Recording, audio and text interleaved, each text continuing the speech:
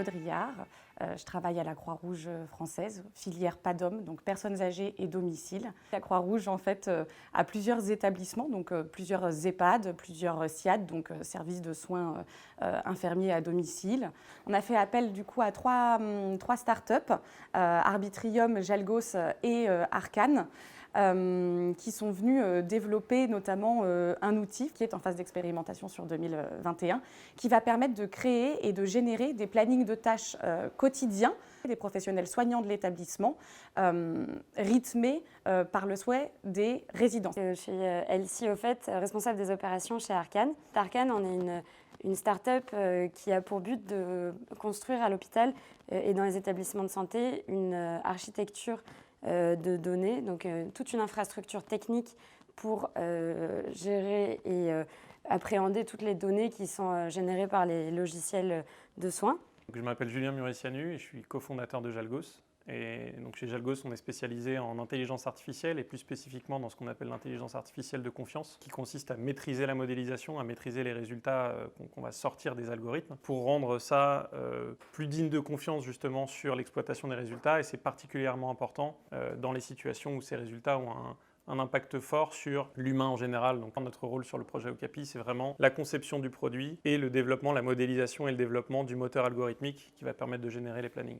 Je suis Sabrina Alberac, je suis docteure en santé publique et cofondatrice d'Arbitrium, qui est une entreprise sociale dont la mission sociale est de mesurer le respect des libertés, le droit au choix et le droit au risque des personnes âgées qui vivent en EHPAD ou en résidence autonomie. La mission d'Arbitrium, c'est de produire des outils numériques qui s'adaptent aux multi-handicaps qui peuvent être liés au vieillissement. Le projet Okapi est né en 2020. La Croix-Rouge française est partie de plusieurs constats. Le premier qui est le taux d'encadrement. Donc on a beaucoup finalement de personnes âgées dans les structures et finalement peu de soignants. L'organisation de l'établissement va être régie non pas par finalement les besoins des résidents, le rythme de vie qu'ils souhaitent lorsqu'ils rentrent dans un établissement, dans un EHPAD, mais finalement va être régie par les minutes de disponibles que les soignants vont avoir sur leur journée. Et on fait face en fait à une problématique où on vient se poser comme question, est-ce que finalement le résident est libre de pouvoir choisir? Est-ce qu'il a le droit au choix en fait, dans son parcours d'accompagnement de soins au sein des établissements? Et finalement, on se retrouve à avoir des emplois du temps qui sont adaptés aux ressources humaines de l'établissement, mais qui ne sont pas adaptés en fait, au rythme de vie souhaité par les résidents. Alors, on a deux grosses briques. La première brique, je dirais, qui est un peu la brique cure, donc tout ce qui va être sur le soin. Arcane vient récupérer tous les plans de soins qui seront après justement dans l'outil Okapi affiliés sur chaque soignant.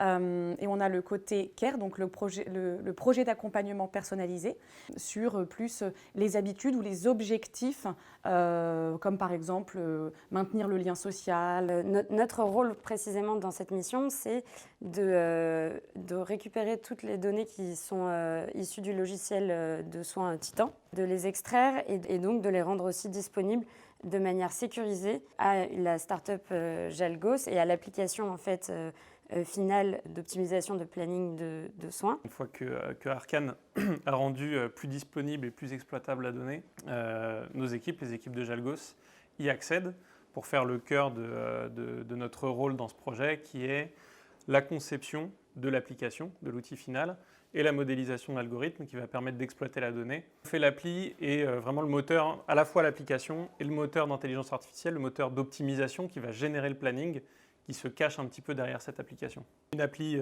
web, l'accès va se faire aussi par des tablettes. D'accord, c'est une des premiers types d'accès qui sont envisagés au sein des établissements. Donc on a 3 cibles en fait qui vont utiliser de manière quotidienne l'outil. On va avoir les infirmiers qui vont avoir du coup leur listing de tâches journaliers à effectuer, les aides-soignants et également les aides de vie. C'est de l'optimisation qui va prendre en compte la qualité de vie des résidents et la qualité de vie au travail des personnels soignants. Alors Arbitrium, notre travail, ça va être d'évaluer finalement les bénéfices d'Ocapi sur l'organisation, de comprendre si finalement cette organisation va s'améliorer grâce à Ocapi, d'un point de vue de l'amélioration de la qualité de vie des personnes âgées, de la confiance que va donner les familles à l'organisation, et aussi la qualité de vie au travail des professionnels du soin. Le fait de générer un planning de manière automatique des personnels soignants va faire gagner du temps, par exemple, à l'IDEC, donc l'infirmière coordinatrice, qui, elle, peut passer en tout cas jusqu'à 50% de son temps à s'occuper de générer à la main sur Excel, par exemple, des plannings des soignants. On a 2 établissements, on a expérimental, on a l'EHPAD de Caen et l'EHPAD de Perpignan. Concrètement, nous, ce programme, il a permis justement de faire ce consortium, de créer ce consortium et de nous donner l'opportunité justement de pouvoir développer concrètement en fait l'outil et de l'expérimenter.